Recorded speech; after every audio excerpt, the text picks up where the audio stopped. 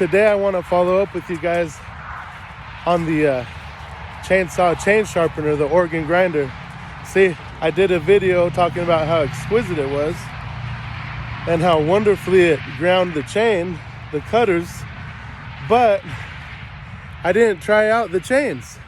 And how many know it doesn't matter how good it seems to be working, it doesn't matter how good the piece of equipment seems to perform, it doesn't matter how shiny and how pretty the tool is, it doesn't matter how happy you are to get it, it doesn't matter how much easier it seems to make the job that you're doing. It doesn't matter how great of a deal it seems for the price you got it, if the thing doesn't do what you intended it to do, which is, in this case, sharpen my chainsaw chains really well. Make those cutters cut, right? So I shot a video of trying it out for the first time. I shot a video of cutting with the chains that I had sharpened with the organ grinder. Let's see what it does, okay? Here you go.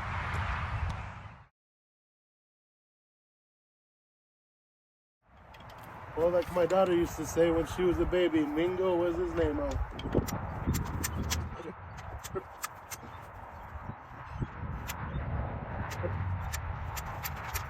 Mingo was his name. All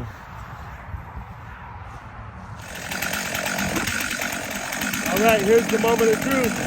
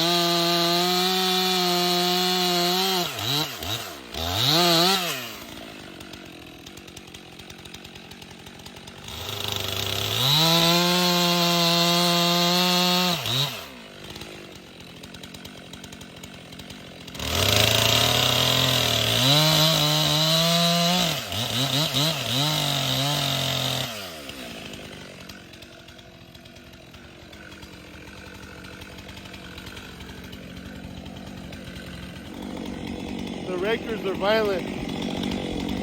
I gotta chill out on the rakers. All right, guys, here's the back of this shirt. Right? You know about that. You know about man glitter. So yay, that was Christmas, New Year's, and my birthday, and Easter, and Thanksgiving, all rolled into one for me.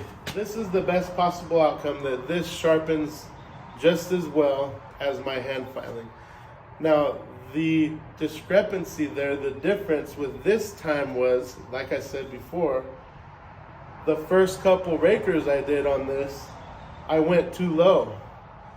And then it was a choice of either I let those be different than the rest of the rakers, which would cause at least one snag when I'm cutting, or just make them all low and make the saw a little too aggressive. And it was for this application. I'm going to take it out to some, that big tree you guys saw me felling here last a couple weeks ago, I think, maybe a month ago. I still got that on the ground out in the woods, and I'm going to be bucking through that. So that chain will work fine. These chains, I'm going to go a little less on the rakers. I'm going to chill out on the depth gauges, as I said. So this is going to be great, you guys. I'm still super excited about it. I'm even more excited before because I tested it out. I put it to the test and it passed with flying colors. It's not less good than hand filing. I wouldn't say it's better than my hand filing. It's equal, it's just as good as a well-filed, hand-filed saw. So that's the best possible outcome. And it's probably not any faster for me at this point. I'm not looking for that as my number one thing.